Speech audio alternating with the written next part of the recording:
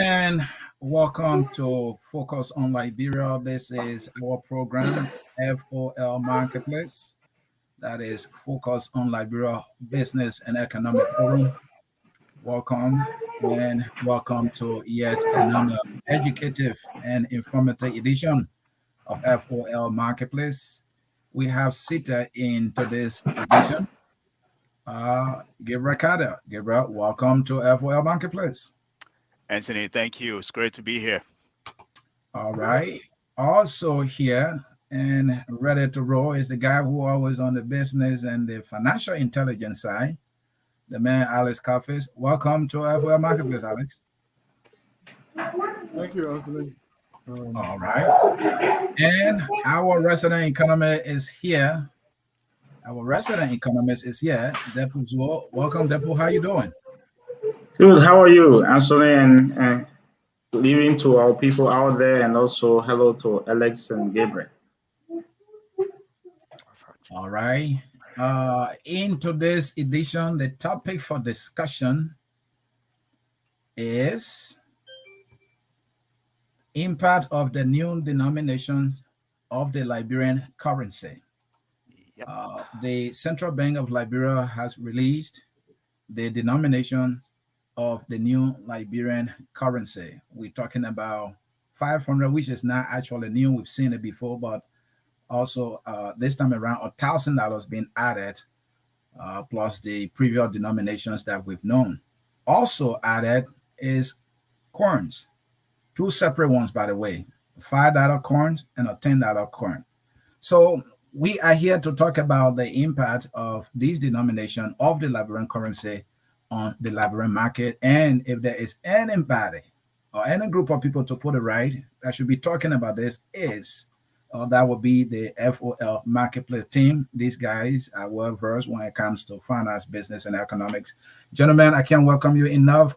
Let's get started quickly. My first question here is, and let me start with you, our economist here. We're talking money here.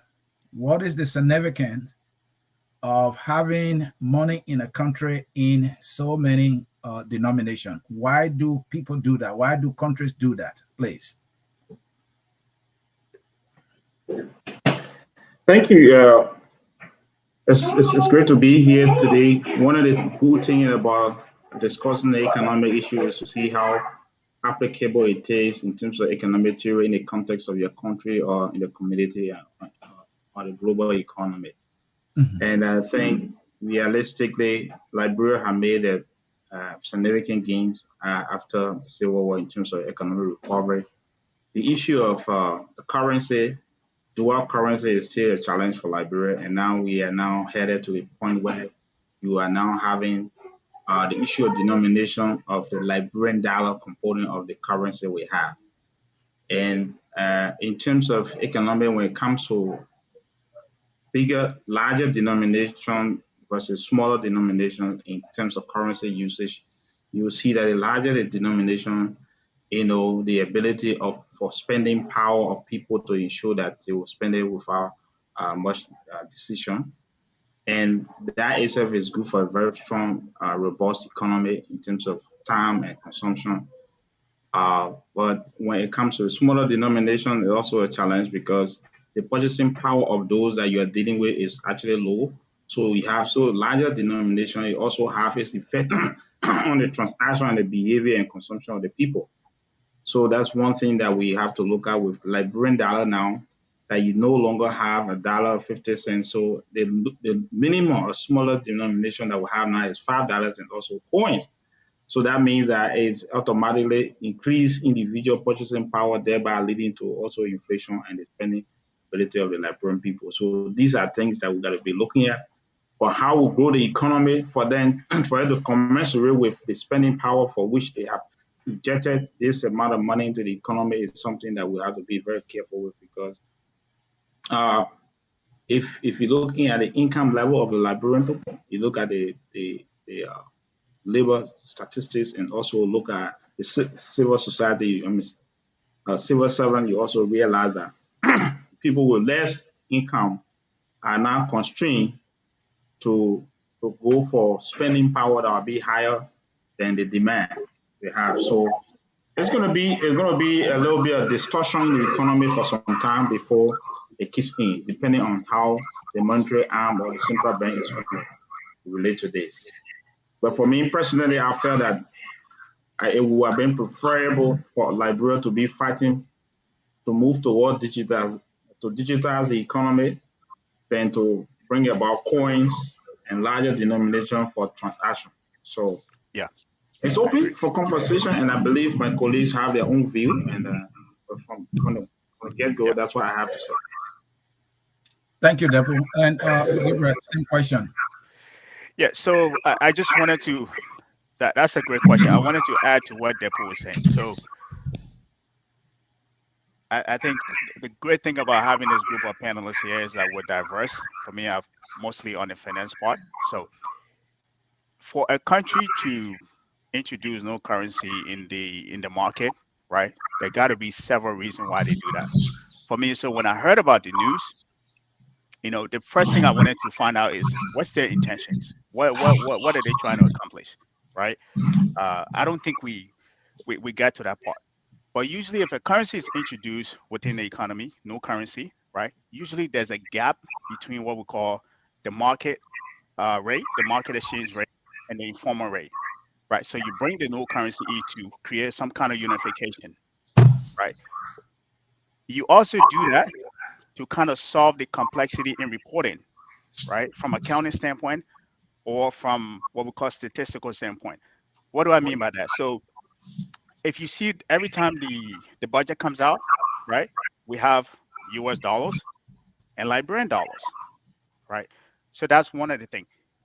Introduction of a new currency as well is usually followed by what Depu said, some kind of major macro, uh, economics reform, right? So when you do that, I mean you're following up with something major, you're taking up some kind of major reform within the economy, right? Why do you do that? This also strengthens the macroeconomic framework, and it also strengthens what we call money transmission, like how we move money around, right? Also, when you do that, when you introduce new currency, that's because hey, there could be a lot of counterfeiting of the existing money, and you have introduced this new currency which has new features, new makes it harder for people to counterfeit it, right? But my favorite part of this, right, of why a country or any government will introduce a new currency is that the more people rely on the local currency, right, than the US dollar, the more control they have on the macroeconomic policy. So that could be these could be part of the reason why they do that. Now, that's typically what countries and government do if they want to when they're introducing new currency. There's a country in Southeast Asia, I think it was part of the former Soviet Union. They did the same thing in 2008. These were part of the reason why they did that. Now, as far as for Liberia, I cannot explain why they did that, but that's some of the things I think we should look into too. What are these are But part of Gabriel, the how reasons. can you know about another country why they did that, and you don't know about why your country is doing this? So I'm sure they have good reasons. let me answer that, right? And I will end. And this is why, we expect communication. Like if a central bank is taking on a policy, you come out and verbalize it to the people. You make a press statement. Hey, this is what we're doing. These are the things that will happen. This is what it'll impact. These are the risks that we're expecting, but this is how we're going to mitigate it. You communicate, effective communication. From a psychological standpoint, people have no idea what that could mean for the economy. I think Depo alluded to some of that, right? We have no idea what could happen now. But this is why you come out, you communicate that. So people are on, like there's a little bit of certainty instead of them wondering, hey, what is that going to mean for this level of money that I have in the bank? Is that going to depreciate the value? Does that mean I have to hedge against that? Now, there's a lot of business people rely on existing currency. So you have to communicate that Thank you. before you do that. Thank you. Thank you. And there's a feedback. So if you're not speaking, mute yourself. Let me double check my end here too. Alex, let me come to you. Before the central bank prints money, we are aware it has to get the authorization. the authorization given to the central bank, how much money are we talking about here? And is there a timetable? Walk us through where they might be right now, given the authorization they were given for the printing of the money. Yeah. So to start starting with that question, we'll just go a little bit back to the question you asked earlier about the different type of denomination. I think it's more. I mean, countries will print different denominations in terms of in Liberia case that we have $5, $10 up to $1,000. It's for transactional purposes because people at different levels transact with different amounts, and sometimes some amount is more easier to carry. Sometimes some amount is at the macro level, the MI level. Like for example, in Liberia, the market winning will not be trading in the $1,000, $500. They will rather be trading in $10 and $20 and $50 and things like that. So it's a way of capturing every the multiple people in the transactional space.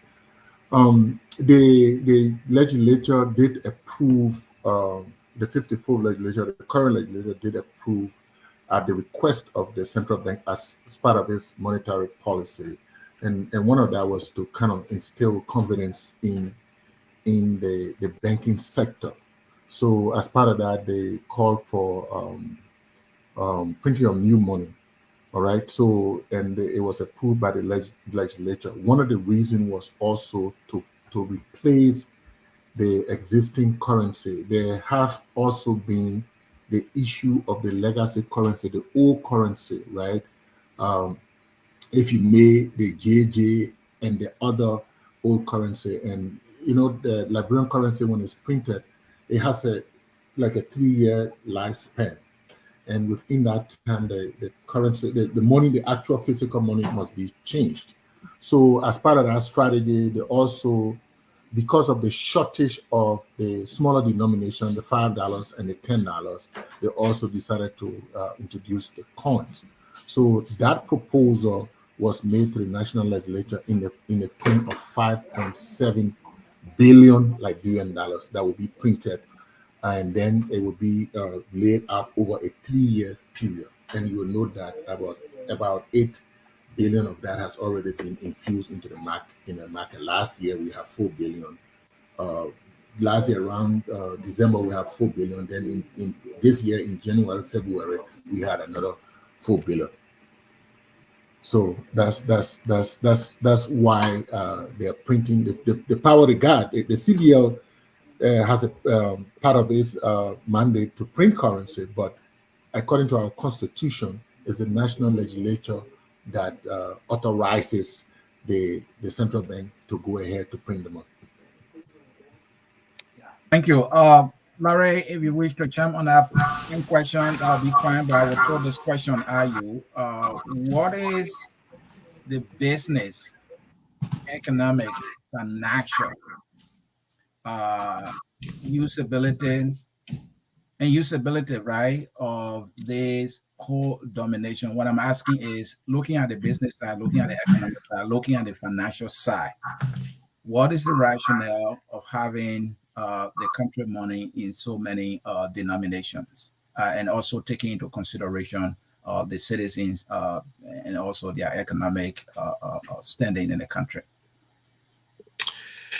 Hey guys, thanks for inviting me again. So let me flip the question over to you, Anthony, and ask you this way. What do you think it costs to print money? And I will answer the question. It costs pennies on a dollar to print money. Okay. The actual cost of printing, let's say, a $100 bill, maybe like 10 cents.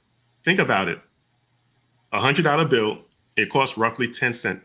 Countries do tend to print money because money deteriorates over time. The US currency, matter of fact, the company that makes money, the paper for the money, it's not in fact paper, it's Crane.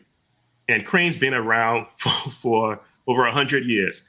They create the paper that pretty much every central bank out there in the world is using right now. Crane was a little small shop up in Massachusetts. They set up shop over at the Severies Riggs Bank. That's the old central bank building over in Sweden. Currency, in fact, is roughly 75% linen, and then 25% cotton. So over a period of time, it would deteriorate, and countries do have to change the money. They go through a process, like over here in the U.S. At one time, when I was a kid over in New York, we used to go down to the Federal Reserve Bank and see them shred money. You could go down to the Federal Reserve Bank on Liberty Street in downtown Manhattan and see them shred money because they wanted to make sure that the money that had deteriorated was actually taken out of the economy. So printing money is one of the most lucrative business that governments can tend to get into. Because if it's costing you pennies on the dollar to print money, the difference is a huge profit. That difference is called seigniorage, right? It's a huge profit, the difference between what it costs you to print the money and what you're actually switching the money for. So when there's pretty much nothing else some countries can do, they will print money. This is why Zimbabwe got into trouble. Zimbabwe got into hyperinflation because they got their hands on the printing press and they just started printing money. They got into hyperinflation. You could be sitting down in a restaurant in Zimbabwe drinking a bowl of soup. By the time you leave, the price of that soup had doubled.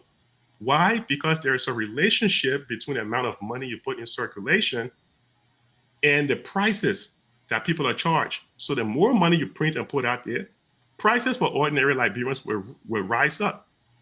So places like Zimbabwe, Angola, Argentina, Venezuela was one of the richest countries in Latin America, but they got their hands on the printing press. And again, they had hyperinflation. So when you look at why people are printing money, sometimes you have to take a step back and say, are we printing the money because of some deterioration of the currency? What is the process to make sure we don't end up with inflation? Because in 2017, 2018, when that whole cash, not C-A-S-H, but C-A-C-H-E, when that whole cash or currency hit the market, it wasn't put in the economy in an orderly manner. The Kroll report said it. Please don't get mad at Larry Kennedy. Go read the Kroll report. It's in there. The Kroll report said it. It wasn't done in an orderly manner. And what happened? Inflation shot up to around 30%. Mm-hmm. And inflation is just the changes in price over time. So you now, if you're only making, let's say, $10 or so, if you are buying bread, let's say for $1 or $2, well, that's an expensive piece of bread. But the price would have shot up on you. And that's why inflation is a tax on the poor people. You should always take a step back and say, okay, guys, why are we printing this money? How much? And I heard someone from the finance ministry one time say, oh, it's very expensive to print money. Well, that is not entirely true. It does cost some money, but it's very profitable for governments to print money. That's why all these countries there in Africa tend to print money over time because they make a huge, massive profit. Right. So I'll swing it back over to you. Just wanted to kind of.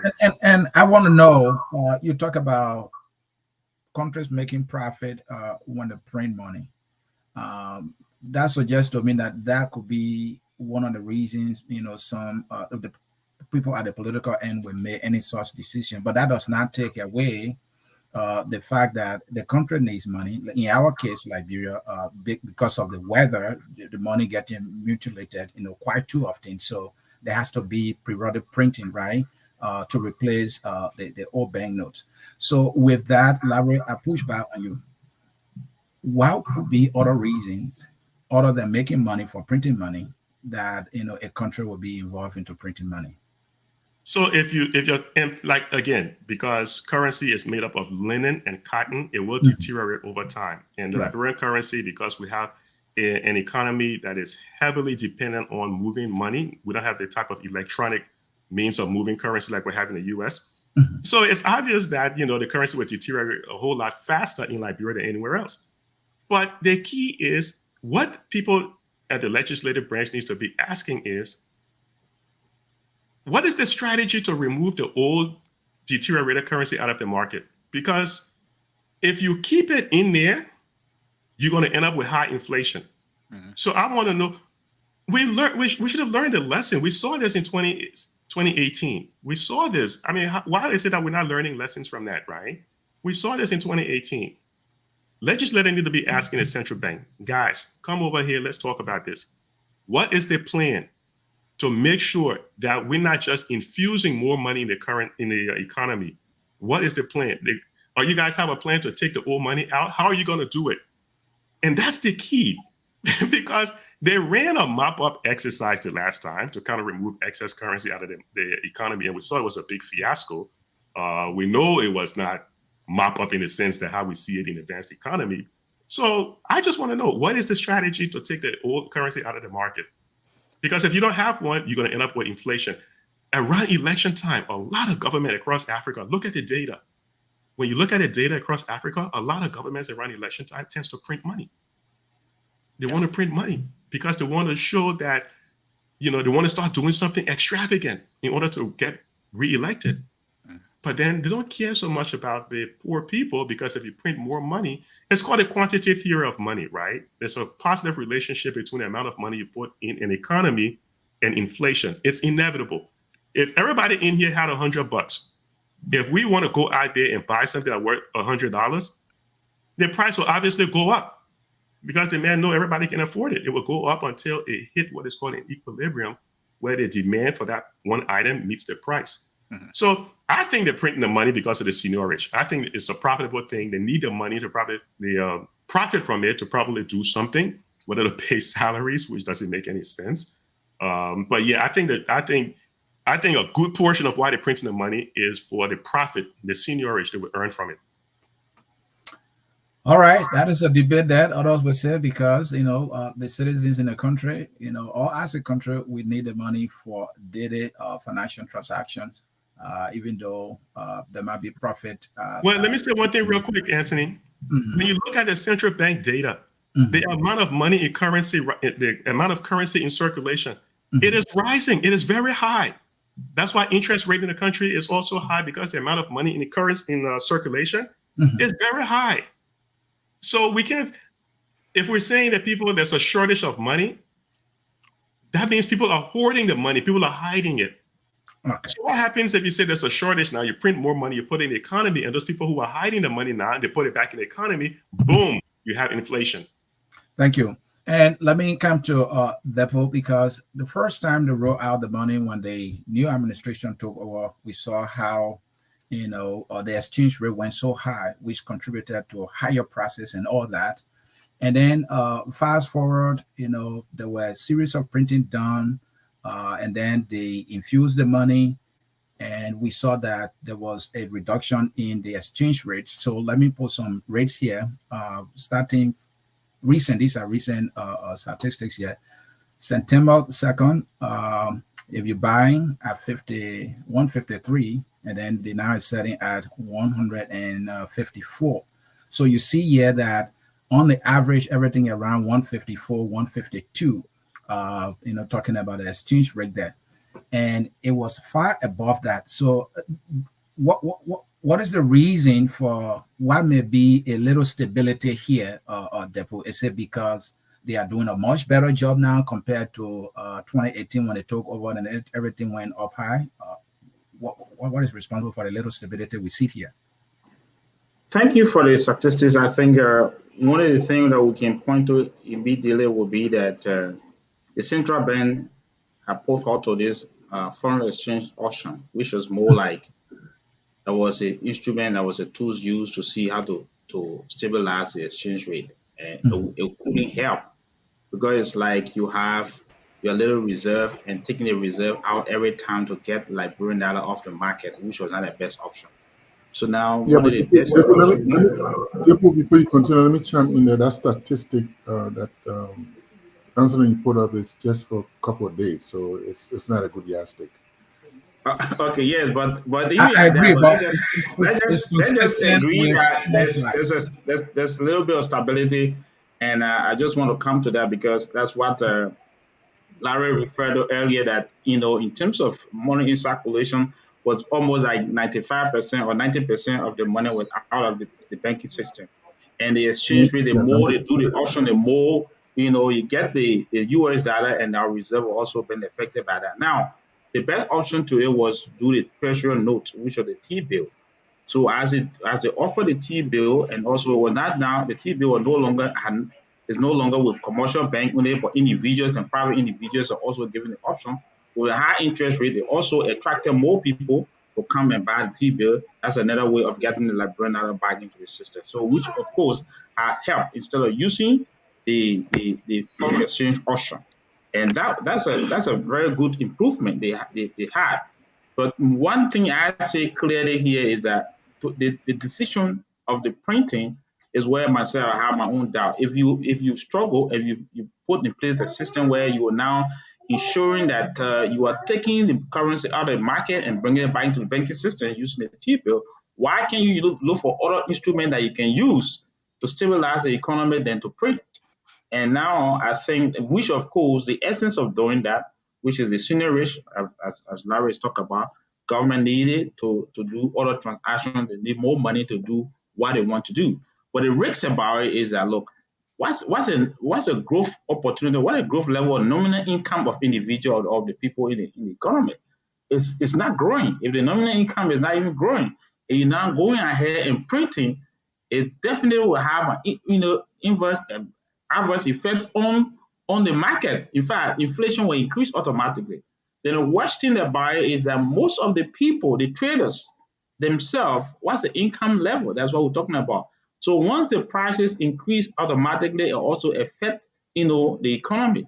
So we should expect high inflation. Already is high, even though I'm told that it's going single digits, which of course is still doubtful at this time. But automatically, this will carry also hyperinflation.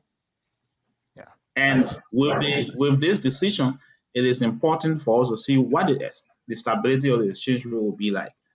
And one thing that there too is that the government has not really been in the position in terms of control of the exchange rate.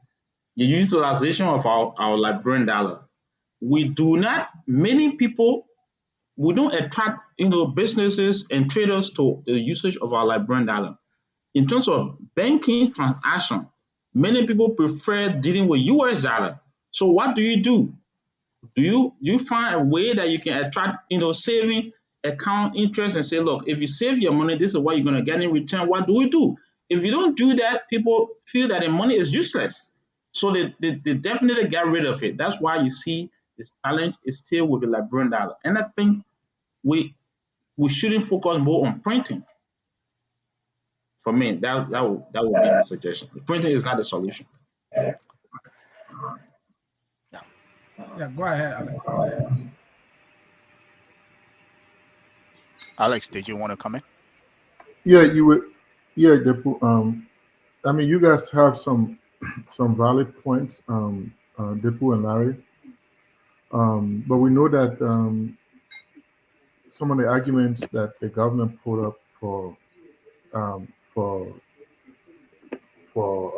printing the new currency is always about the fact that the currency is deteriorating. It needs to be changed. We also note in the past that even though those same arguments, especially when the controversial 16 billion was printed in two packages, even though it was actually 15.5 billion, 10 billion at one point, and 5.5 billion, even though we know that it was overprinting, but as the investigation found out. But the reason that's always been given is that to replace what they always call it in a Liberian term, the tier money, right? The deteriorated money. But we also found out that that tier money, that deteriorated money, was not gotten rid of. It was not shredded. So it was withdrawn from the people. It was put in the central bank in the temporary area. To some extent, some of them were even in the hallway. So then the money was infused back into the economy, right? Jesus. So you printed money to replace money, but you did not actually destroy that money. You put it back into the market, right? Now, fast forward, in this administration, the same argument persists that, there's a 3-year lifespan, the money needs to be changed because the money is deteriorating. And a few months ago, they also destroyed some money You remember that famous destruction of the money where they were using the fire. They didn't have the equipment, that machine that could shred the money, was no more. So they decided to go the traditional way by burning the money on the field, which created an uproar. Okay, so, but the question has been is that there's no argument about the fact that the money deteriorates over time. Even the US dollar deteriorates over time. So there's a need to replace that money, right? But and then also what the government tried to do is to also there's confidence, lack of confidence in the banking system in Liberia with the citizens, other people, because the fact remains that you remember a few months ago, a couple of years ago, you go to the bank, you don't get your money, the system is down, all these different excuses and things like that, because over about 90% or more of the currency was in hands of people, was in the hands of people. Now, note that when they say circulation, currency in circulation means the currency has left the reserve vault, it has gone to the operation vault, and is to be distributed. Once it enters the operation vault of the Central Bank of Liberia, it enters circulation. So that's why I'm trying to specify, and then currency in the other bank, the commercial bank. But in this case, currency in the hands of people is about 90%. So you will know that only 10% is in the banking system, whether at the central bank or with the commercial bank. So it created a confidence crisis, right? So the government also needed to respond to that. But the question was that if you need to respond to that, there's still money in the hands of people, right? How do you remove that money from circulation? Like Depu was saying, there's these different measures that are used to retrieve the money. Unfortunately, we introduced the mop-up process, which we all know was a fiasco, which we all know that it was a money laundering scheme. But there are other measures that Depu spoke about to kind of. Then also, besides that, there's the confidence issue. There's the internal control issues. How do you put controls into place to ensure that the process of putting the money in circulation is well defined and is well spaced out? Okay, so what the government has done, because what the government has done to bring money into circulation, you will note that they're always bringing the money around the Christmas time. All right, because around the Christmas time is the time where there's an avalanche of demand, with people coming into the country from abroad, with people ordering goods, small businesses ordering goods and things like that, people moving across the border to Guinea, to Ghana, to other places, Sierra Leone, to buy goods. So there's an avalanche of demand. So government has developed this strategy of putting money on the market around that time. So you know that some of the money was put into market last year, December, and then after December, they put some of the money into around January, February. Now we are hearing again some of the money is coming out. We know we are in September. We are closing into the end of the year. So maybe government is also keeping that strategy of putting some money out during the Christmas time. And Alex, I want you to end on controls this. The Alex, money yes. Yeah, I was just saying I want you to end on this. You just said, there was I was learning right there. Yeah, you talk about the measures, laundering scheme. Measure. You work in the financial intelligence sector, so for you to be making a statement in that regard, it's not something that I can just let pass. Are you trying to say that something happened along the line of money laundering when they tried to do the map-up exercise at the time? Yes. It's in the report. Okay. Thank you. The government officially not to do that. All right. And so let drill down a little more on the. There's a two-page document the FIU sent to the government not to do that. All right. Thank you for that clarity. Gentlemen, let us break in on the denominations a little bit. You are aware the $1,000 is being introduced for the first time. The question that I have, what are the fears and concerns of some Liberians with especially the $1,000 denomination being introduced at the time? Why are people expressing concern and fear about this? Why? I just want to know. Because I'm thinking that, but this should be a good thing, because if I have $50,000 to carry, if all in the 1,000 denomination, maybe all can fit in my pocket. Nobody will see me with huge money, which might bring some threat to me. So this is a good thing. But others are saying not necessarily. Why? Let me chime on that quickly. I think they introducing the coins, right? Mm-hmm. In my view, it's a good thing, especially at that denomination of $5 and $10. Even it has to be managed well, but the introduction of that, it will save you will know that recently we had the issue of I want to also treat the coin separately. I'm talking about 1,000 denomination. People are having concern. We'll come to the coin because this coin is heavy. We'll treat it separately. Speak to the 1,000 denomination. Why are people having some concern about that? We'll come to the 1,000. Okay, go ahead. Yeah, I want to speak to all the denomination, right?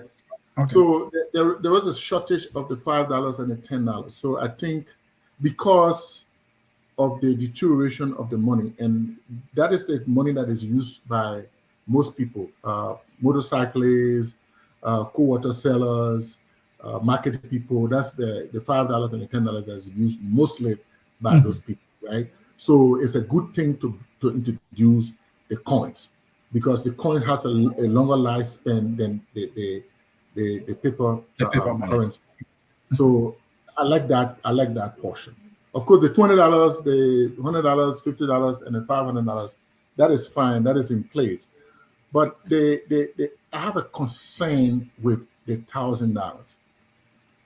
The concern there is, if you look at the Francophone countries, because they all the CFA range countries, they all move that money, between their borders. So yes, there's some protection right there, and with the BCIO and all that stuff, there's some protection right there. But with increased money laundering concern, especially our currency is attractive, even though I have my own misgiving about this I would call it the so-called stability of our exchange rate. That's another topic, because over the past 2 years, our exchange rate has hovered between 150 to 155, and that is stability. But that stability, there is something going on that is keeping that stability. So why it is good. And what is that? I'm not going to allow you to get away with that. What is that? Because that stability has been sustained so far for almost 2 years. You will note that in the past the market forces control the exchange rate.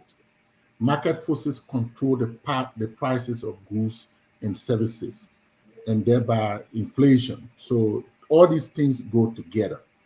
But when you have inflation supposed to be going down, you have exchange rate is going down and stable for a good time now, but yet you have prices continue to rise, then it sounds questionable, right? Okay.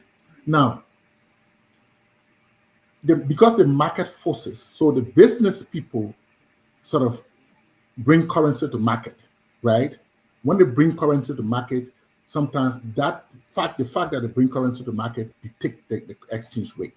So you will see that when they bring the exchange currency to the market, that same day or the next day, the currency will flip, the exchange rate will flip.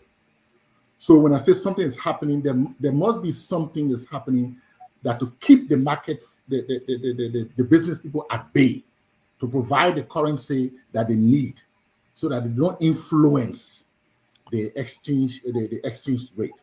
So there is something that is being done that to keep the business people at bay in a way that they will not influence the exchange rate. To my own thinking or my own analysis, that is why our exchange rate is being stable. But I don't think it's the actual market forces that are going on.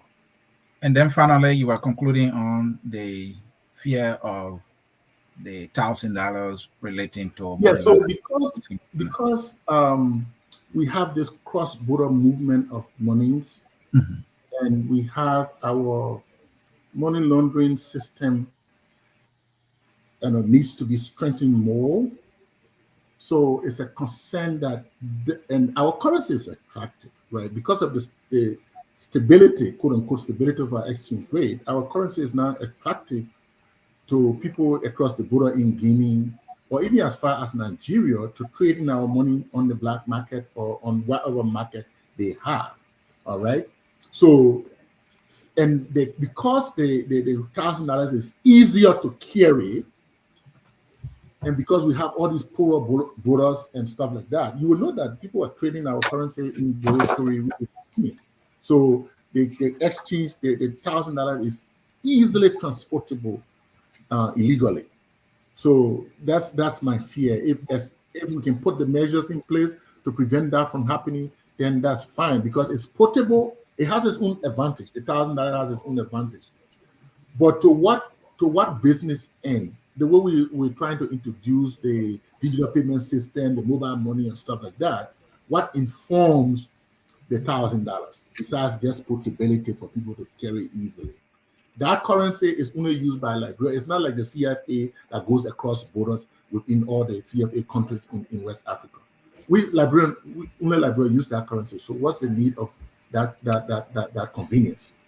Thank you. It's associated with that convenience that outweighs the benefit. Thank you. And Larry, I've been in the U.S. For for good time now, I should say. I have not seen 1,000 United States dollars. Why is the 1,000 Liberian dollars, we can say, is trying to get common in our country? And so when you look at the U.S., why is it like that? Why is it very hard to see $1,000 bill in the U.S.? You wouldn't see $1,000 U.S. bill flowing around the U.S. economy because statistically, the data shows that it's mainly criminals that try to use large denominated money because it's easy for them to move it around. Imagine a criminal can move $2,000 bill easily, then he can move $100 or $1 bills. So that's one reason why you don't see it. In addition to that, again, but you see in Africa, imagine now the cost of printing $1,000 note. The difference between the cost of printing it and how much it is actually worth is tremendous. That's a huge profit right off the top. Also, for people with $1,000, let's just call it a super note. Also, for people with $1,000 note, there's also the risk that when you lose that money, you're going to lose a lot of money at one time. That's another reason why you don't see large denominated currency as well. Because when you lose that money, that's a chunk of money you're losing at one shot. So again, why is it that they're doing this? I haven't seen a good, clear, concise explanation as to why they're doing it. My fear is they're doing it because, number one, of the profit. Number two, because election cycle is right around the corner. And we've seen this around in other countries, over in, where was it? I think it was Argentina. Sometime in November, they printed a ton of cash right before the election. Mm-hmm. Right before the election. Governments tend to do that. So this whole notion that about deteriorated currency and stuff like that, well, if the issue is the level of currency that's deteriorating, then we need to digitize the economy and move away from using paper money because we can't keep printing money because that's not a solution, right? And then again, I understand, I see what my brother Percy is saying in the on the comments, and he's making some valid points. We don't have the financial, we don't use the financial instruments in Liberia to pull money out of an economy. In America, when the government wants to take money out of the economy, they use financial instruments. They sell stuff to the banks. When they sell it to the banks, the bank, and Depu touched on it. When they sell it to the banks pay cash for it. That's how they pull it out of the economy. In Liberia, they go to money changers on the street and on registered so-called money changers. It creates a huge avenue for money laundering, for a scam, for a whole lot of shady business. That's why the economy doesn't seem stable. We have I mean, it's ridiculous. This whole printing money around election year, it's a big scam. Thank you. Yeah, And if I may just add to yeah, Gabriel, I over want to here. throw this question at you, Gabriel. Please. Yeah, let me just add this quick, right? Please, To just please add do to that. what Larry said. Do that. Over here, if you have a ripped up dollar bill or any amount, right? Mhm. Let's say the tip rip up, you find the other piece here, you can tip that money. If you decide you don't want to hold it, you can tip that money together, bring it to your local bank. They will exchange it and give you a new one. What they do, you're not the only person doing that. They combine those things, they stack it up at the end of the week, which it gets shipped to the treasury. The treasury reimburses the bank for doing that. Right. So that's how they get mutilated money out of the economy. Any bank, like you have a rip up money anywhere, just put a tip together. As long as you can combine the serial number is correct, you take it to any bank, they will take it from you and give you a brand new dollar bill. At the end, they put those things together and ship it to the treasury. The treasury deposits the bank's bank account with the same amount of money that they ship. Our banks refusing mutilated banknotes in Liberia? That's the question that I'm trying to get to. How are we getting mutilated money out of the economy? Let's say if I'm walking around with a TM, Larry said TM money. Can I say, okay, I have these two pieces of money here, I put it together. Can I bring it to a bank and they take it and give me a new one and send that money to the central bank? The central bank give them back the $1 or $5, whatever it is. How do we do that? You don't So, have Gabriel, a there was system a process. Yeah, there was a process at the central bank to do that. There was a process where, in fact, some people started making business out of it. So they will go to the market, they say they're buying TTM money, they'll buy 2 for $5, right? So they'll take 2 money for $5, they'll give it, they will take to the center. So there was a process, but unfortunately, that is within itself a problem. Is that not corruption, Alex? Because that's what I'm trying to get to. That is a problem. You're not supposed to do that. Trying to make business on top of that. I said some people were making business out of it. Not the government people, not the central bank people. I agree. I agree. Why would the government allow that? That's what I'm saying. An individual is buying money cheaper. The central bank forbade that. The central bank forbade that. Right? Okay. Let me be clear here. The central bank frowned on that. But the central bank people are not security people, and they're not everywhere. But it was discovered that people were going to the market like they're doing susu, collecting the people money the same way. They'll go there and say, oh, give me 2 for $5, right? So you give me 2 meters to let know that, which is $10, and I give you 5 brand new note.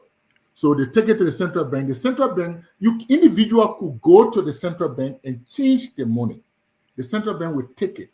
But the people in the market, they don't have the time to go to the central bank. So that's the price and you pay. do it through your banks. You do it through your banks. You don't do it through individual. This is why we were in this process. Like, we don't follow system. Follow the simple. Gabriel, I'm America. I'm not, and we have the argument all the time. America is not like Liberia. Liberia is not America. This is what the simple. No, let me be frank with this one. Let me be frank and local with this one. I beg you. The people, the central bank gave a process where you can take the mutilated money. All right. It was, to the best of my knowledge, it was not spread out to the commercial banks. But I know you could take this money. It was centralized at the central bank. Okay, so you could take the money, right? The commercial bank also could take, when you carry money to deposit, could decipher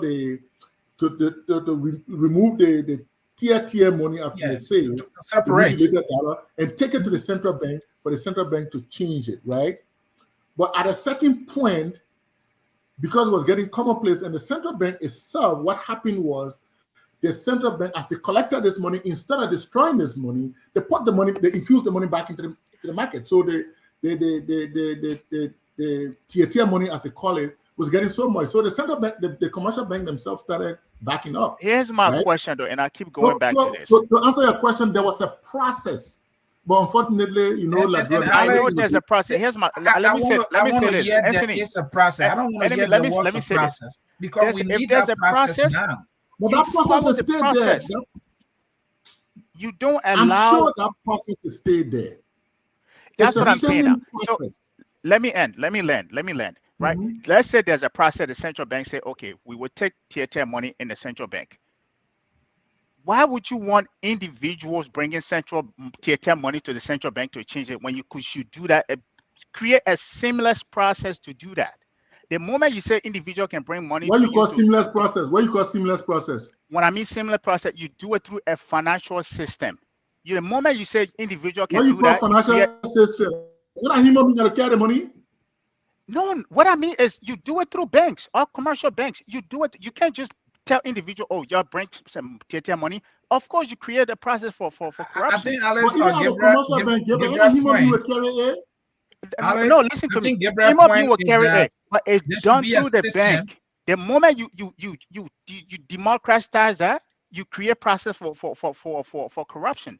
This is why nothing ever works in Liberia, and we kind of have this argument that Liberia is different from the other country. Liberia is different from this. Yet every country is getting this thing right but us. Dual currency. Let me come in, Anthony, before you come in. Let me come in 1 second. Alex. Do it through the central bank. Alex and Gabriel are allowed to do that. Come in here. This is how you do it. This is how you create a process that. You come in 1 second. So, Alex, here's my problem.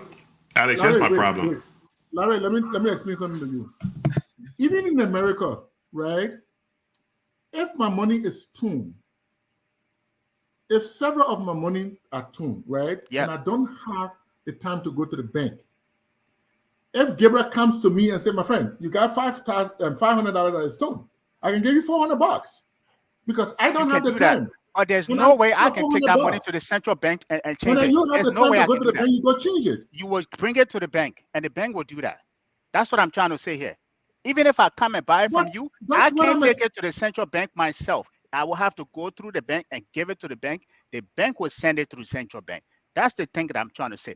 A seamless process that eliminates corruption. Thank you. That eliminates the buy side selling of individuals. So what you and myself just did now, corruption? You are both clear on that. You're missing a point. I will leave it. But Alex, you understand what you're missing a point. Let me. I want to understand something from Alex. I mean, Alex said earlier that Liberia is not America, but here's the problem. The idea of central banks came from America. Why is Liberia adopting a concept of central banking? Because the central bank in the U.S. was started back in December 23rd of 1913. Liberia Central Bank was formed in 1999. The concept of central banks comes from America. Why do you adopt a concept if you're not going to follow the methodology used by central bank in terms of monetary policies? Because Liberia said usually every time I read a report in terms of the monetary policy, they're trying to follow what the central bank is doing. So why is it okay for them to break the rule and do something that doesn't work in the framework of a central bank, just so we can say, oh, Liberia is not America? So why did they adopt the central bank concept? You're weird now. Gentlemen, you're making of something like that. And let me be clear. Mr. Crawford, this is a simple point these guys are making. No, but it was a simple point. I was responding to what Gabriel was saying, but Larry is taking it to a way higher new level, which I was not referring to. Okay. It's the same thing. It's the same thing I said. That's what Larry said. Let me clarify this. I said, and I repeat, the same way you're saying the Federal Reserve in America has a process. The central bank had a process for people to bring in the mutilated dollars. Does that extend to the commercial banks? That's what I'm saying. Please. Listen. And in passing, I said, in fact, people making business out of it. That's all I said. And you guys are like going haywire. No. I didn't say you were on that. You missed it. What I want you to speak to are making business out of it. Alex, what we want you to speak to, is this had nothing to do with the central bank. So please, that's the problem.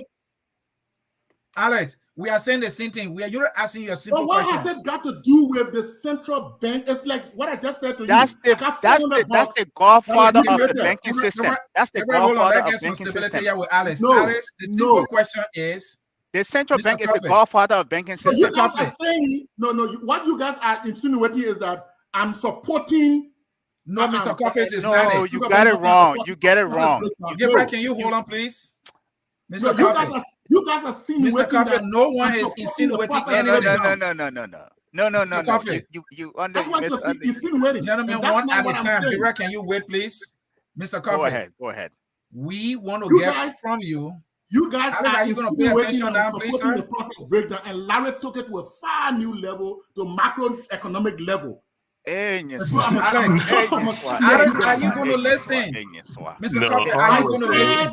What I was saying Bank has a was, process. Mr. Coffee, are you going to listen, In please? fact, people are making business out of it in the market.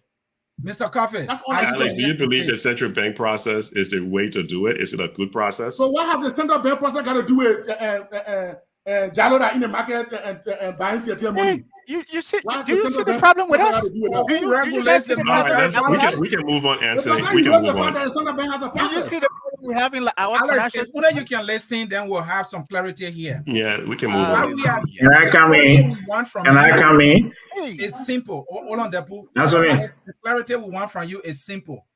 The system or the process that central bank has put into place, does that extend to the financial banks or the commercial banks? Is the central bank enforcing the collection of multi-later banknotes through the commercial banks? Hallelujah. That is the clarity we want you to speak to. We're not accusing you of anything. Thank you. Okay, I said it and I will repeat. The central bank has a process of collecting mutilated note. You said that. And a simple question, does that extend to the commercial bank or is it done through the commercial banks? No, you're not cherry pick what I say. Let me say it again so you can understand. Can we move on to the next You're not- question? Alex, No, you're Alex, not I think we got to Gabriel, bring move on. Depo in because you can't Gabriel be will not explaining move over and on. over. You're not All answering right. the question. You guys- Excuse me. Let's bring Depo in here. Depo, quickly. Yes, frankly speaking, the issue of mutilated notes, discounting mutilated notes by business people and marketers is something that other people use that for profit making, and it's not something that was officially approved by the central bank. So the central bank didn't have a system to say that, look, anyone who has mutilated money, you have to bring it to us. So those who know that central bank can change mutilated money for new money were the one who took advantage of that to make sure that they make profit out of that. So that's one thing should be clear. It was not an official policy. It was not something that a regulatory platform for the central bank. Issue of commercial banks, yes, of course. A commercial bank have mutilated money, they will put it to the central bank and they will be able to take care of that. But one thing I said earlier is that we ourselves as a country have not appreciated the Liberian dollar. One of the things there is that how many person deposit in the bank is a challenge. And many people feel that going to the central bank, the commercial bank, depositing money and withdrawing money, it also create problems. So therefore, it creates confidence crisis and many people hold the money at home. And these are challenges that we face. So as a country, making decisions to see how do we reduce the out of central bank or money in circulation, how do we reduce the money in circulation? One of the best options was what they introduced as a T-bill, and they should also introduce other instruments. Some options are also there is that making sure that your own currency is affected by saying you collect revenue in Liberian dollar. If you are to collect revenue in Liberian dollar and depositing it to the central bank, automatically you will see that many of the people who are holding money with the, let's say, Firestone happen to say Firestone is paying $40,000 today and in revenue, and that is money is paying Liberian dollar, automatically create demand for Liberian dollar. Firestone will definitely go for that, and that money can be controlled in that manner. But these are things that we look at realistically. These are tools that the central bank need to work with the commercial banks and the government of Liberia to see how best to resolve it. Now, the question you were asking about a 1,000 bank note, you look at it, the technical aspect of this thing we need to look at, like in terms of the circulation of money, the velocity of money. Let's be very frank. And what is going to be happening here is that with this introduction of the $1,000, the expectation is that it will also increase individual ability to deposit. Now, if you're thinking that if you deposit will increase, there's another way central bank is thinking that they will have control over the money in circulation. But on the other hand, is that a guy will also feel that with the larger denomination, he can hold more money. With the confidence crisis in the banking sector, it also lead to what? The reduction in multiplier, money multiplier, and also effect will bring destruction in the economy. So these are some of the risks that we need to study carefully with the introduction of the $1,000 and $500 bill. So if the central bank cannot make sure that we digitize our economy and fighting to see how best we get larger denomination in the system, if besides the risks of money laundering or printing of false money, which of course Ellis is aware of it, they also have the ability to create, shortage of cash and from marketers. As long as many people don't have confidence in the system and they hold the money, you have difficulty. So I don't think we need now to see it as an opportunity. Okay, Yes. on the argument that Ellis put up with the coins, you think just look at historically why the $5 coins that were printed by President Doe was changed off the market. Two reasons: the same thing, holding of money. Many people were taking the coin off the market, and in fact, sometimes to transport or to go to commercial banks with money to deposit, it was a liability, it was a huge constraint. So ease of movement and transaction became constrained. So many people started holding the money, and as they hold the money, it also got affected.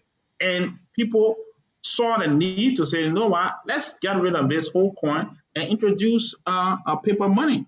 But with modern technology, the best option I think should be introduced should be what? Digitalization. I say that look, you digitize this economy, do your payment, banking transaction, everything, mobile money, and people do their transaction through mobile money.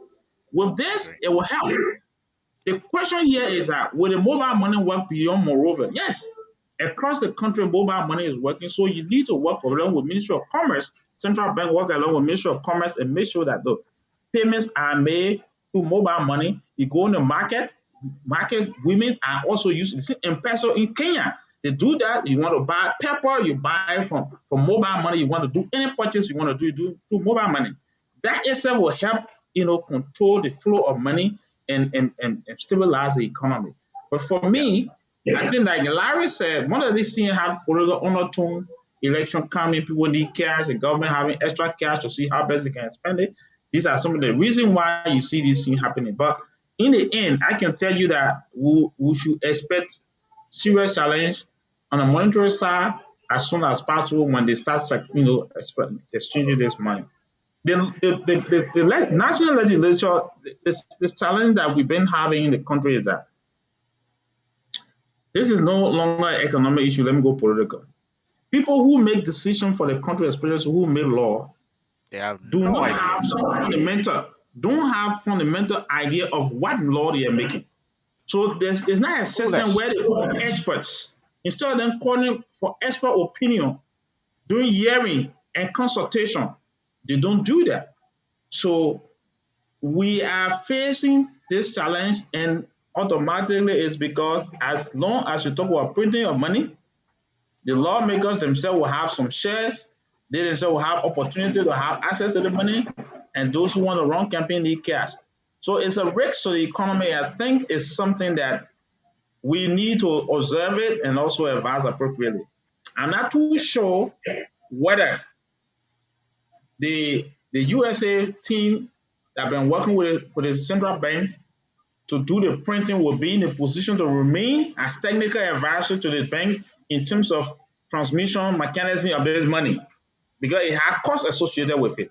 So I'm not too sure what it is. But if not, I can tell you that look, you're gonna have hyperinflation, and sooner or later you see the economy get bad off. So that's what I can say. I, And, I and, have a I have a point to make there real quick, and then I'll. So this is to maybe I have 2 points. I want to butcher something that Debu said, and I also have to counter on one thing that he said. So this is from the IMF, right? I think at the beginning of the show, I told you guys about that East Asian country, former Soviet country that transitioned, that injected new currency, right? They said if a country relies on its local currency, right, it has more control. If it focuses on its local currency as instead of the US dollars, it has more control over its macroeconomic policy, right? So there's the benefit effects on that, right? So I agree with that. Like we have to, they got to come to a point where we have to just do with one currency and one currency only, which is Liberian dollars, right? Another thing that I think this is a great idea, but I think we also have to look at the way we are as a people. We want to leapfrog. We talk about confidence. There's no confidence within our banking sector. That I agree with. I will make a few disclosure here. I talked to somebody within the central bank who, I'm looking to for banking license, right? Right now, they're not granting any banking license at all. Do you guys know why? There's no confidence. The existing banks that are existing, the current ones, because there are no confidence, so they're not granting any more licenses. Maybe for the next 20 years, or depends, or maybe things change. Right? Now, given that, true on that, why you thinking about that? How would you want to migrate to electronic system for a people that don't even trust in the banking system? Now you can say, hey, Gabriel, look at the phone system. Most of us in Liberia never had house phone, but all of us now migrated to having cell phone. You can put it into that context. But I'm looking at the actuality here. There's a But you lot. the digital money, customers will have more control because They will have more control, but the people don't even have confidence in their banking sector. Imagine giving Mama Musu a cell phone, and you said this is going to be the way you pay your son.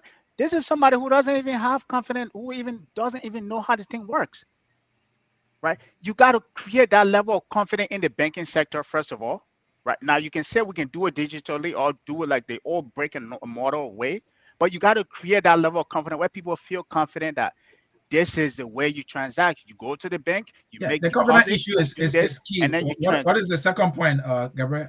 I agree with that you. this is the second point. I already made the first point, right? Mm-hmm. So we got to create confidence within our banking sector. It's non-existent. Imagine you don't have that, then you want to transition to a digital bank. Thank right? you. Anyway, I have a I'll leave it question at that. for all of you to take, a swab ad, and then we'll bring in comments. Excuse me, now, let me say this. Okay. Realistically, right now, for me personally, but many people in Morovia will tell you that for the use of mobile money, gas stations, supermarkets, and other places are now accepting mobile money transaction. You go to purchase goods across, water side, other area, wholesale goods, you pay in mobile money. That itself is giving confidence level to business owners and business women traders are now having confidence in the system of digitalization. You cannot digitize your system and think that only the central bank should. No, let us be very frank and fair with ourselves. I can tell you clearly that if you allow the people to use these 1,000 bills, many of the people will never enter banks. They will continue to actually hold the money, and it will cause serious, I'll call it multiplier effect will be felt in less than 2 years period. But in 2 year period, where the central bank know now that they can even do push and pull. Let me just say that one thing they have also introduced in the banking system. Push and pull is that you have your money in your bank account. You can take it from your bank account and send it to your mobile money and transfer it to another family member, and or you do your purchase without you going to the bank to stay online. So the push and pull is also working with commercial banks. Why can't we look at institutions that are responsible or a money exchanger or marketer, trader union, and I do a agree, workshop but we with them also to make have them to to understand. create the level of financial literacy of confidence where people feel on a Yes, mass basis. I agree with that. So, but Yeah, I'm yes. saying the confidence level has to be there on a mass level. Thank you. gentlemen, I want to introduce this question. Then we can go to comments and callers if we'll have them. And I'll start with you, Mr. Coffee. If we look in the sub-region, Sierra Leone and other countries in the region, can we say, is it safe to say the Liberian dollar is performing better than the currency being used by our friends in the region?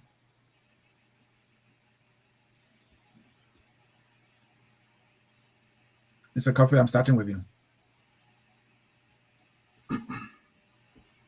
Can you hear me now? Yes, loud and clear. Okay, let me first of all say thanks to Depu for making the clarification. All right, for stating the same thing I was trying to state to Larry and Gabriel in terms of the fact that central bank had a process which included the commercial banks, but I just made a passing that the same thing that Depu said that some people were even in the market was making money out of it, which was just a passing. Okay, that is not saying that the central bank process breakdown or as I was in support of system breakdown. I wouldn't say yes, right, in terms of if our currency is performing better, right, in the sub-region. The CFA still remains as strong. The CFA that is used by most Francophone countries still remains strong in terms of business transaction. It depends on the amount of people. You know, that's how currency works. It depends on how the demand on your goods, how many people are coming to your country to shop to buy goods, right, and services. So you will see that. Ask yourself, how many people come to Liberia to buy goods and services to carry across the border? It's the other way around. Liberians are going to Guinea to buy. Liberians are going to Ghana to buy. To Nigeria to buy. To even come and sell, not just to buy items for themselves, but to sell. So, in as much as they're taking things from China and other countries, and America and other countries, they're also going there. So, on the books, you will see that the Nigerian currency is around. I haven't looked at it in recent time, but the last time I checked, it was around 300 and change. I don't know whether it's gone to 400 now, as compared to the Liberian dollar, which is 150, right? So on paper, you will say, okay, 150 to one Liberian dollar, to one US dollar. Well, yeah, it looks strong as compared to 400 and something dollars in Nigeria. But in fact, the trading value of the Nigerian currency may be stronger than the Liberian dollars. So I wouldn't say the Liberian dollar is stronger in terms of and do we know that whether or not the Nigerian trading, the trading value of the Nigerian dollar is stronger than the Liberian dollar? Yeah, but if you go into Nigeria to buy goods and bringing them, you have to change what? You have to change Liberian dollars to US dollars, and then you go to buy US dollars. So at that point, that you're converting your US dollars to Nigerian dollars, right? So that purchasing power right there is greater than if the price that is. So you need more money if the prices are high in Nigeria, and then you have to come and sell it in Liberia at an increased price to compensate and to make profit. So if you go around that cycle, you will say that. Yeah. Thank you. Anybody want to take a swap at that? Yeah, let me say something to that. I don't even buy the data from the Central Bank of Liberia in terms of what the Liberian dollar is trading at. And I wrote about this a while ago. The reason I don't buy it, because the US dollar index, right? The US dollar index is traded under the symbol DXY. The US dollar index has been strengthening in 2022.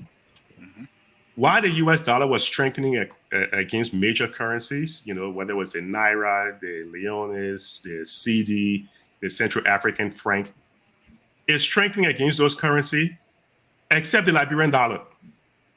Now, how in the hell that all these other economies that are billions and billions of dollars economy that are much, much stronger than Liberia, their currency is weakening against the US dollar, except the Liberian dollar is gaining strength?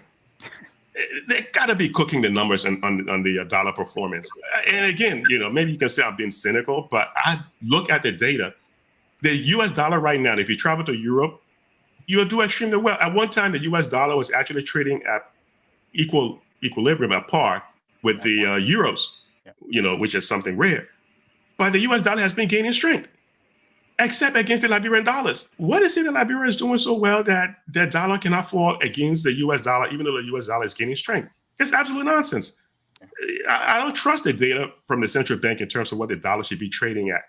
I think if you look at it over a period of time, it rarely moves, especially when the U.S. dollar has. When you watch the dollar trading, I watch the trading activity every single day. I'm on the Bloomberg terminal. I'm watching it. A lot of the trading activity, but I don't see the U.S. dollar gaining strength against the Liberian dollar. So I don't buy the data from the central bank. I just, if I may add to that, right? So on the sub-region part, so I know for a fact our currency is stronger than Sierra Leone dollar because I travel by road and went there. I know for a fact it's stronger against the Guinean dollar.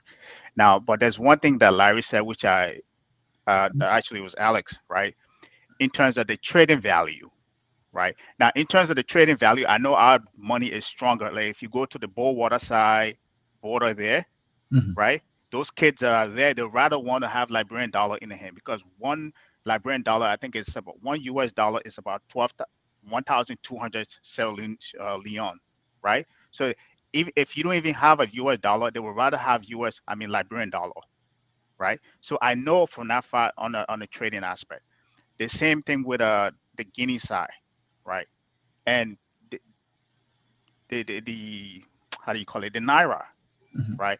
The same thing with the Naira, right? But the question becomes, well, I think Alex said that that's on paper, right? Under that is what we call the trading value, like what supports it, the economy that supports it. And to add to what Larry was saying, again, like usually when you see interest rate rising in America as we is right now, where the Fed keep increasing interest rate, every country like the frontier market, the emerging economy, the country kind of weakens, right? The currency kind of weakens from that, right? That's because a lot of people pull money out. If that is happening to all other countries except ours, then fundamentally there is something wrong with our the way we statistically how we report our data to convert the US dollar and Liberian dollar purchasing power parity. So I agree with what Larry's saying. And 30 seconds, Anthony, 30 seconds real quick. And the reason why the US dollar is getting stronger is because the Federal Reserve Bank, Jerome Powell and those guys at the Fed, they've been addressing inflation. All the countries then outside of the US now, they also have to deal with inflation. The ECB, the European Central Bank, they're talking about bumping up their rates 3/4 basis point. The US, the Federal Reserve Bank here in the US, they've been addressing inflation.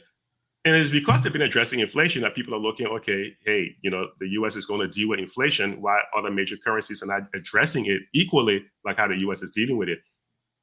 Liberia has stagflation. They have rising unemployment as well as high inflation as well. They're not addressing those constraints in the economy. So I don't know how they could possibly, the Liberian dollar can strengthen against the US dollar. It makes absolutely no sense to me. Right. And Larry, to that very great point you make there, the US is addressing inflation. It puts the US data in a much better position. Does it create the opportunity for US as a country to make more money in terms of international trade? Oh, yeah, that's a great point, Anthony. Yes. Absolutely, that's a great point. In fact, it's because of that, what you just said, that's why you had financial managers who manage over like $1 billion or so. That's why they travel to South Africa over the past month, because now they're looking at emerging markets as a way to kind of make more money. These guys manage pension funds. So they're traveling to emerging markets like over in sub-Saharan Africa because there's an opportunity for them to make more money. As the US dollar strengthening, you can go to other countries and buy things a whole lot cheaper. Wow. And buy things a whole lot cheaper. Yeah. Wow. Great answer there. We have Percy Harris who just joined the line. Percy, welcome. It's good to have you. The question I just asked about whether or not the Liberian data is performing better in the sub-region, you can chime in on that and whatever contribution you wanted to make, sir. Good afternoon, guys. Thanks for having me, Anthony. I'm kind of leery. I'm at the same place Larry is as far as the data is concerned from the CD. There's just certain fundamentals that's not jiving. It just doesn't make economic sense, right? What everybody else needs. So for the US dollar to be strengthening at this time in global trend economics. And all of a sudden, like Joanna barely trades with her neighbors, right? I barely have demand for her currency and anything else to be at parity or almost at parity with the United States dollar. There needs to be a deeper study into that. The central bank needs to be a little more transparent about their methodology that is using to conduct these research that they're putting out there to the public, right? So I'm a little suspect of that. I'm not saying it's wrong, not necessarily that it's wrong. I'm just saying I'm a little suspect and I would be leery to tout those numbers out there to anybody in a serious competition like this. That's all. But beyond that, what I really want to get is that the larger point, and I made that point underneath this post, right? Accountants, and I think the people, Alex Covey is an accountant. In accounting, we got something called cycle, garbage in, garbage out, right? If you put in garbage, you get a garbage out. And there is this fundamental problem. All the things that we discussed here come down to mechanics, right? Is if you're driving a car and the mechanic, the engine of that car is not set up well, you run the risk of being railroad, having accidents down the line. So when it comes to our problem, fundamentally we have not separated two important functions in macroeconomics, right? Which is money production and money infusion, right?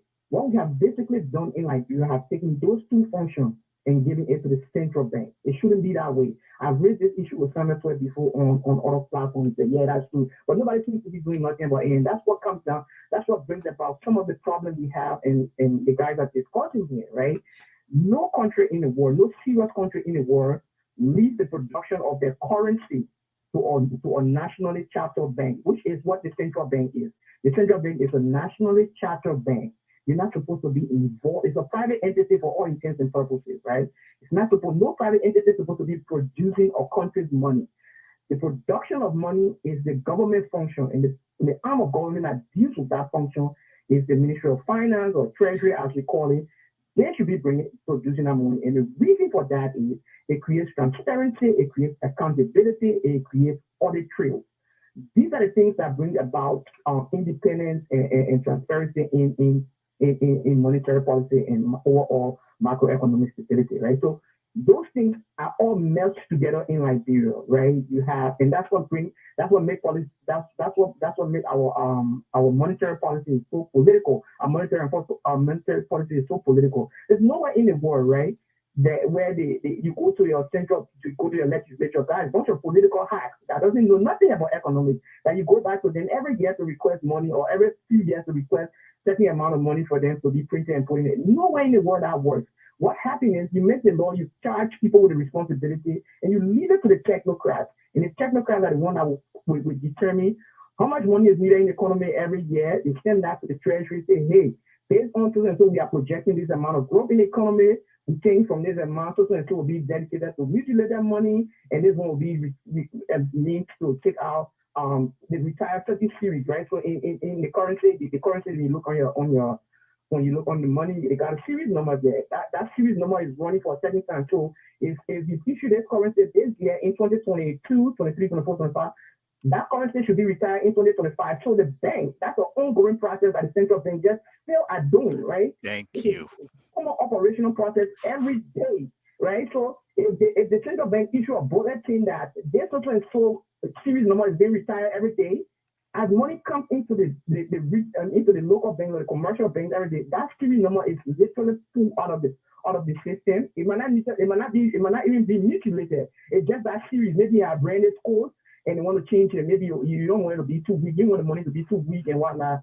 I mean, so you recall those series at the end of the day. And the commercial banks is the process by which those monies are recorded. It's a daily basis, it's not a special thing. It's an ongoing thing on a daily basis when there is a bulletin to record certain series. So those are the operational things that I wanted to talk about. I will leave the other one to guys like Larry and other guys who are more competent.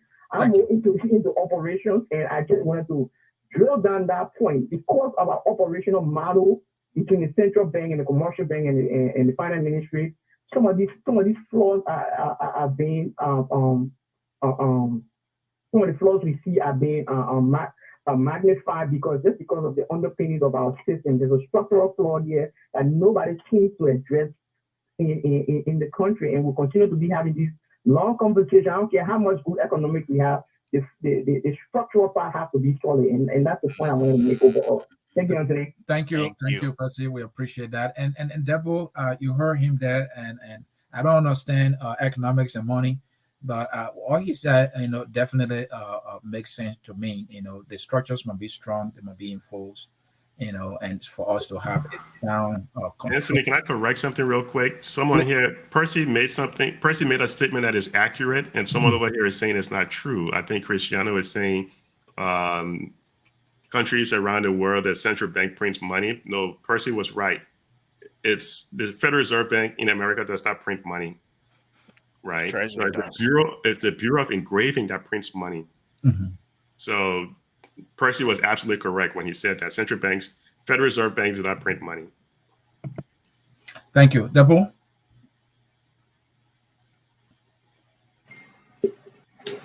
Yes, in terms of making our currency to be appreciated, one of the best options out there is to expand production, domestic production, and ensure that we have a strong base in terms of attraction of foreign currency.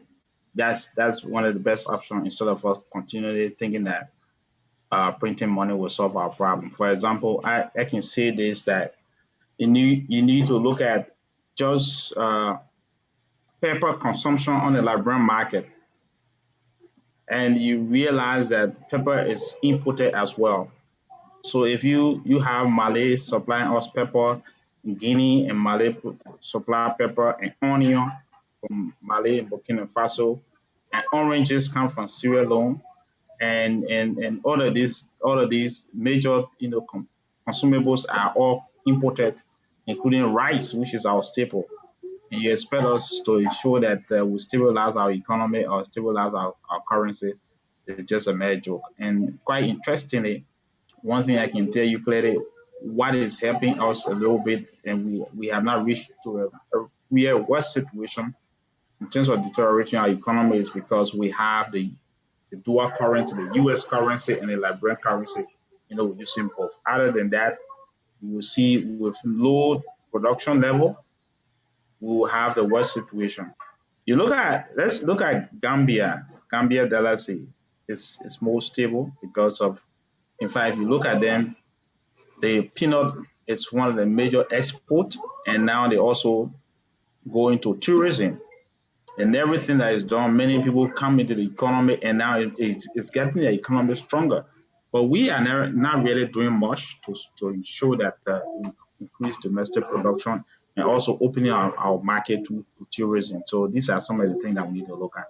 And to the brother who spoke earlier, I think the role of central bank and that of Ministry of Finance is almost the same thing we're talking about. T-bill is owned by the finance ministry, but it's actually issued by the central bank.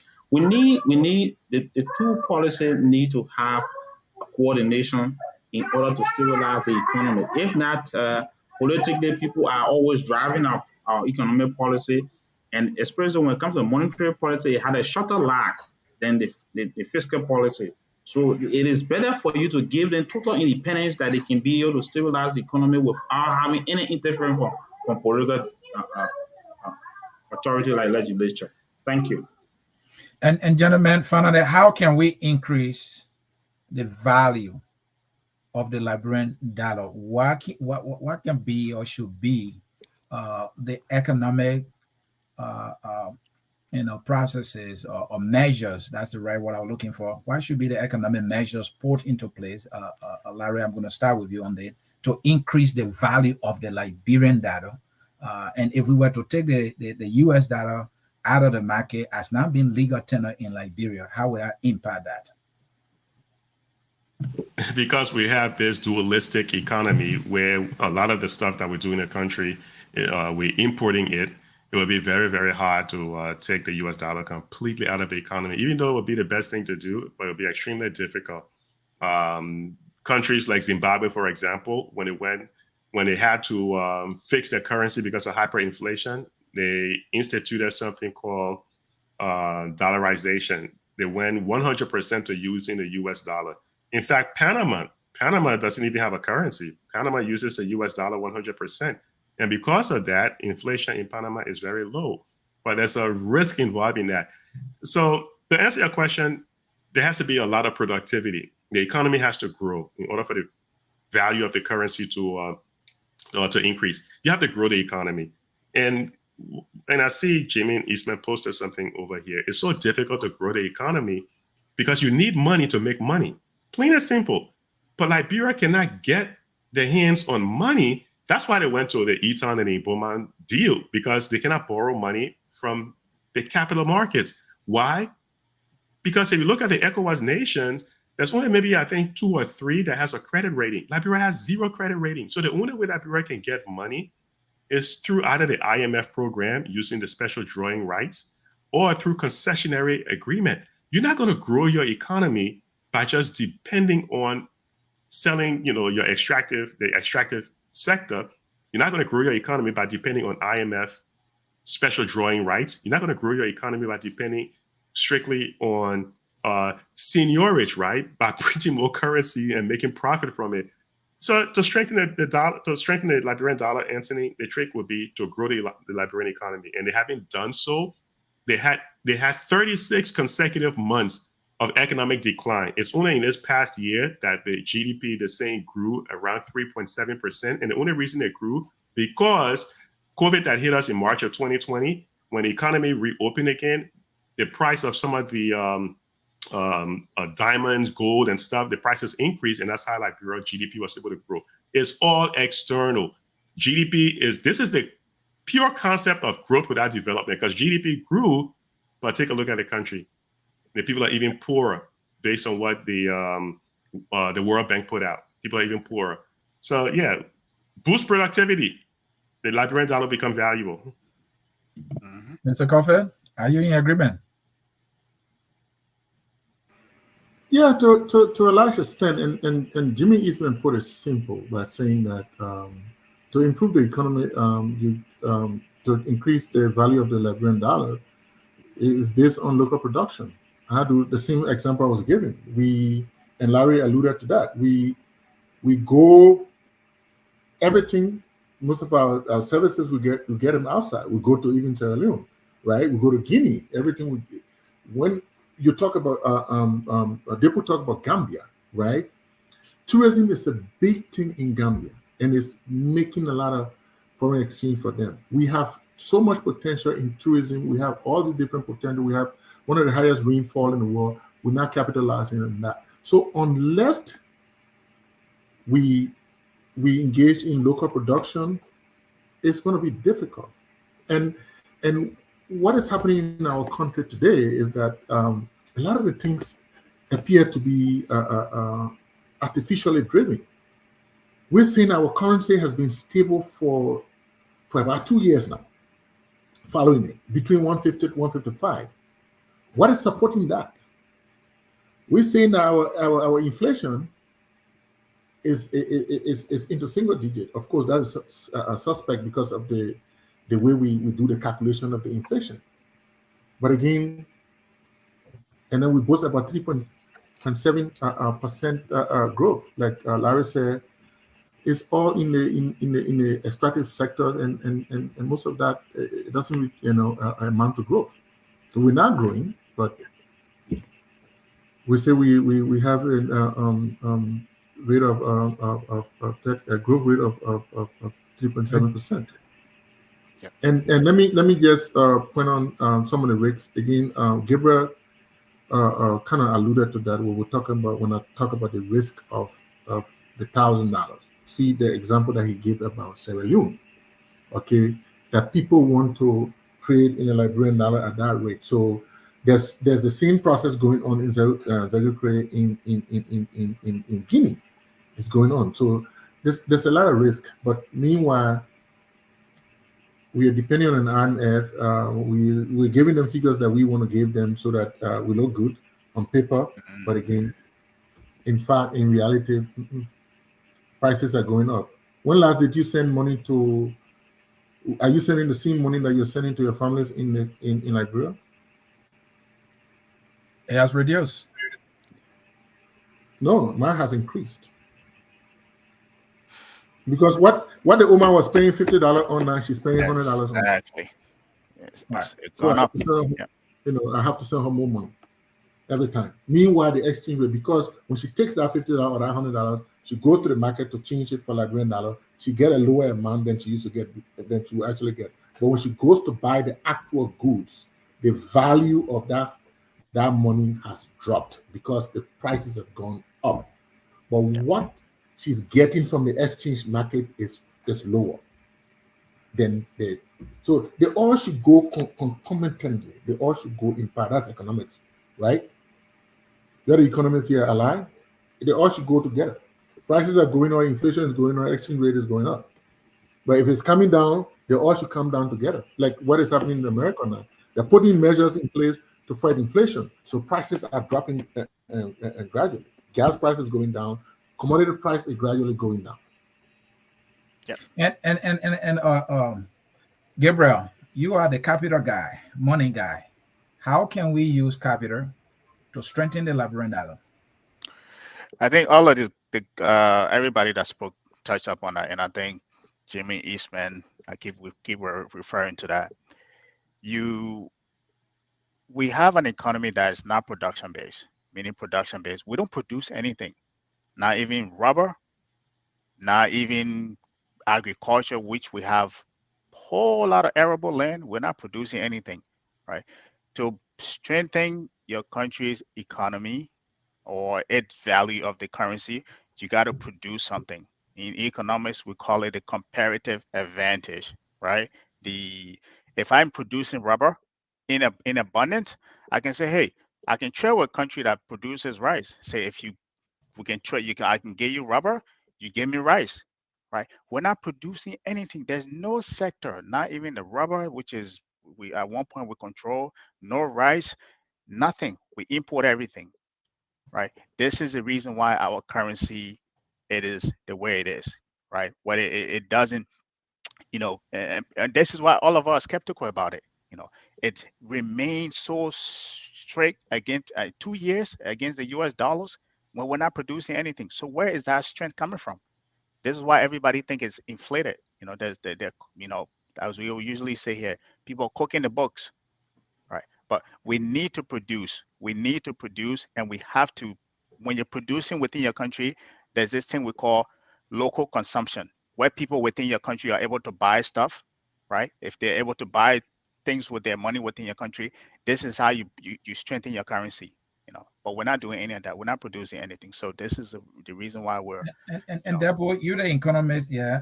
My confusion here is how they're talking about growth, and at the same time, it's like every year we're experiencing budget shortfall. Explain that to me. Can you have growth and have budget shortfall at the same time? Thank you. Yeah, obviously, this is one of the major concerns in terms of the budget shortfall we've been experiencing in the economy. The first thing that there is that the forecast done by the LRA or the revenue aspect versus the reality in terms of what we spend, sometimes there haven't been real thorough review of it. And besides that, there are always expectations that the legislature and the people responsible for budget will have to say, you know what, we anticipate this extra revenue to come, and therefore we are increasing our revenue target. When you go in reality, you miss it. How come you always see the shortfall? Besides that, I will tell you that we have not done well in terms of how we grow our budget in terms of investment activity. We continue to have recurring expenditure that sometimes at the end of the day, you have price changes over the period. And when price changes over the period, it also affects the expenditure, and therefore people start adjusting. Because for now, this government, the new strategy that the government had done is to say the recasting. They no longer experience the budget shortfall. So they go by and cover it by saying the recasting. So they can amend whatever error that had come along the way. So realistically, we are not really giving a better picture of our performance to the public. Besides that, In terms of the growth, I would say this: the extractive industry, in fact, the iron ore, the forest sector, from the past analysis I've done, even when we were doing the PAPD, it showed that by this year we're supposed to be around 4.7. By 2023, supposed to be around 5.8. That was the optimistic analysis I was giving. But then, because of other constraints besides the crisis, health crisis, we also, as a country, we have our own challenge of saying there was shift in policy officials, and government decided to change all the officials. So productivity in most of the sector declined. So as they go along, and now it's an opportunity for us to take advantage of what the partners are doing. It's now time we are picking up.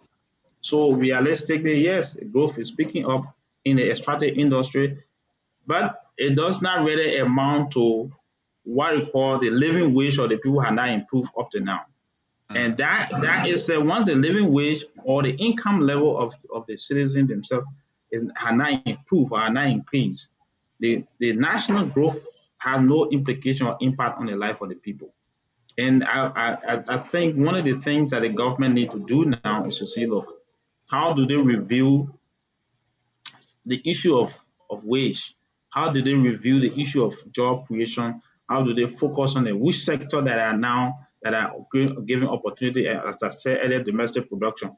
Look at the agriculture sector. Jimmy also mentioned that, but agriculture sector right now, if you invest more into that, we'll see that yes, the growth will increase, and in the end, what we have today in terms of budget shortfall, we will not experience it. I will tell you clearly that I'm not too sure of us raising the $800 million that have also been projected for this fiscal year. And we are already in September. That's one of the things I always tell people. How much have we raised? We passed the budget almost the middle part of the year, and we are in September. The year is about to end, and now it's from January to December, almost to December. We don't know how much is the revenue, capacity now. How far are we going in terms of revenue collection? These are things that very, very few technical people will understand. But I can tell you, our growth is still stagnant, even though quantitatively it has been, projected. What IMF is saying is a projection. You see, we need to be telling the people the difference between a projection and the actual. So these are things that we also need to say that again, please. Oh, that's a projection. Projection and actually two different things. So next year you might have different results because after the period before they come up with another assessment. Thank you. Gentlemen, thank you. I think we enjoyed the discussion. Maybe they'll raise the money from the printing, right? So don't worry about the budget. That's why they are printing. But gentlemen, we have to wind it down here. I will get 30 seconds each from you for closing.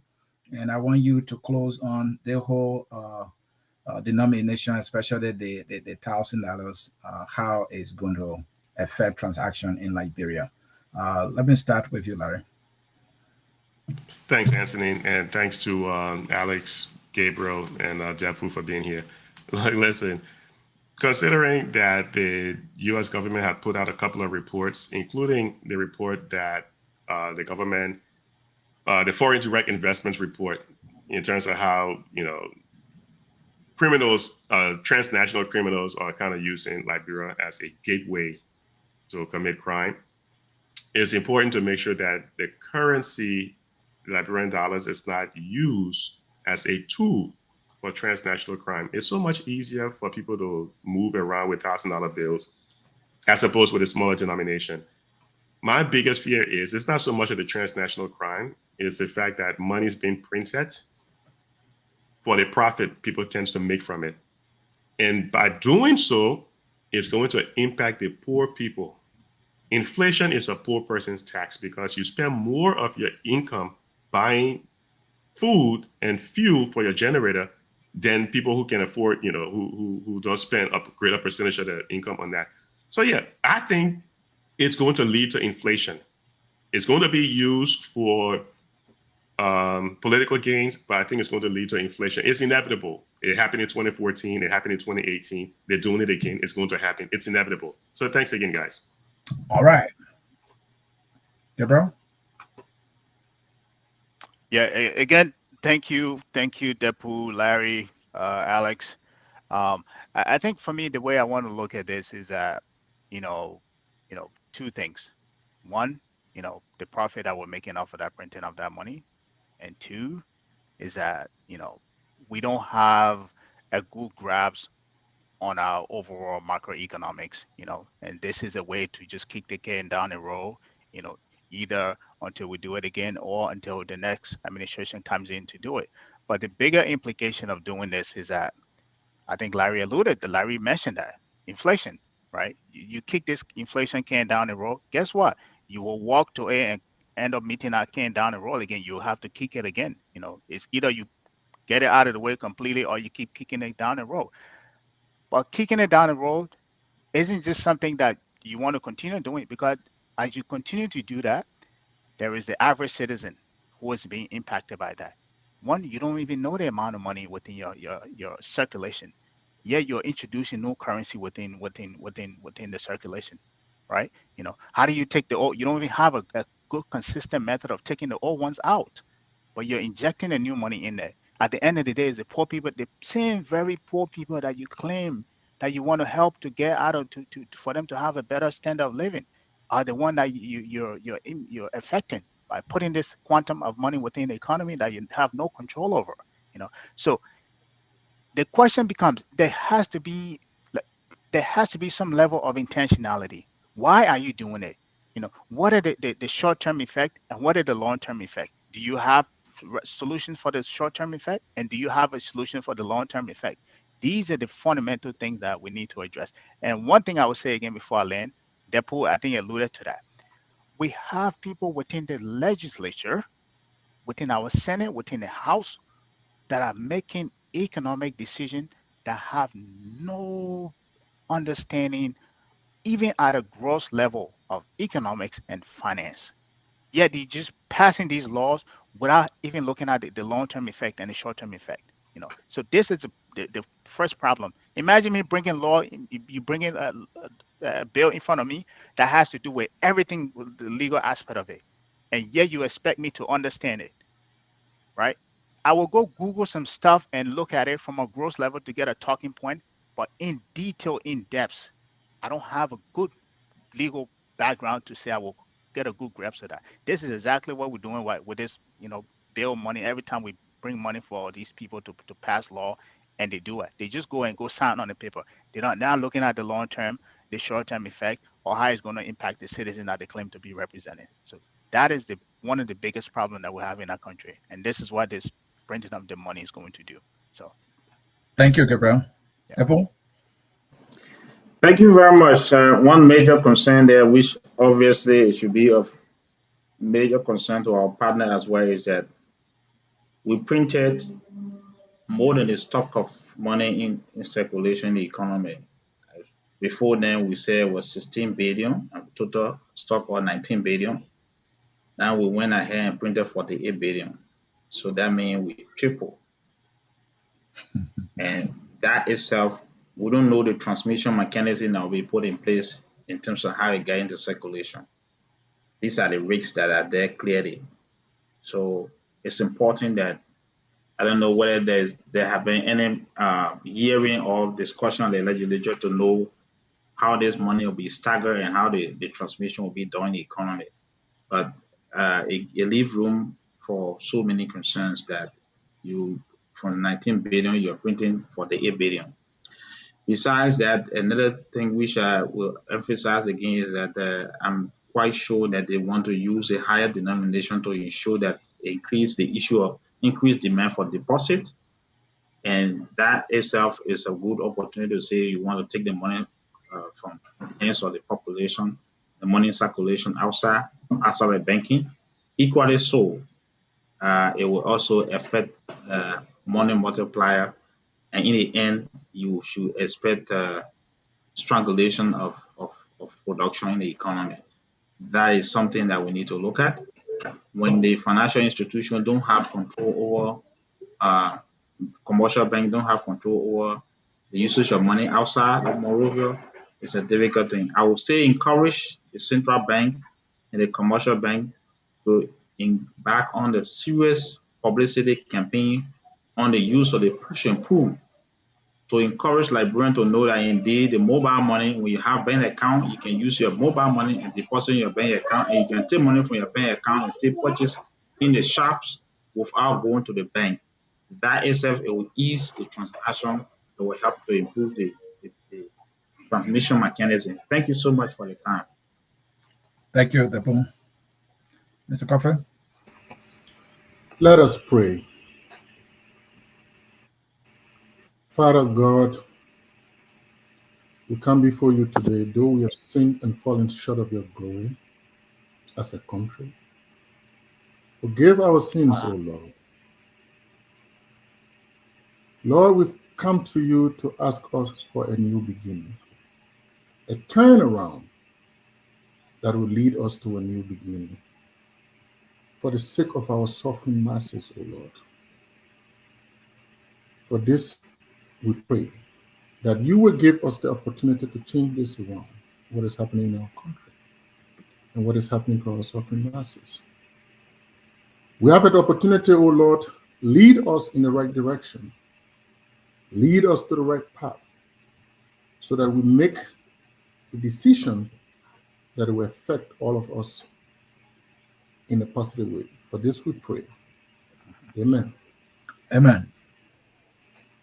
That, I mean, we said it a lot, and we just have to pray. Thank you, Mr. Coffee. I didn't know that we have financial theologian. that was a great way to end. That was unorthodox. Completely unorthodox. And so we brought to you today the topic, impact of the new denomination of the Liberian currency. We know that the central bank got authorization to print $48.7 billion of new Liberian banknotes. Our resident economist said that tripled the total or quantum of money that was in the Liberian economy. So we don't know what's going on there. The money being printed in all of these denominations, but we see that the $1,000 is being introduced for the first time in the Liberian economy. And also now they brought by the coin. The coin denominations are 5 and 10 Liberian dollars. We hope FOL Marketplace was able to address some of the issues that you wanted to get clarity on. Thank you for watching. Follow us. And that is how we will come to the end of this edition of FOL Marketplace. Yeah, I focus on Liberia. The song that closest us says, we are all Liberians, even with all the different money, we are all Liberian. Thank you for watching, and bye-bye. We are Liberian. Liberia is our home. Liberian people. United are we one. Liberia, oh. United are we one. Liberia, Liberia.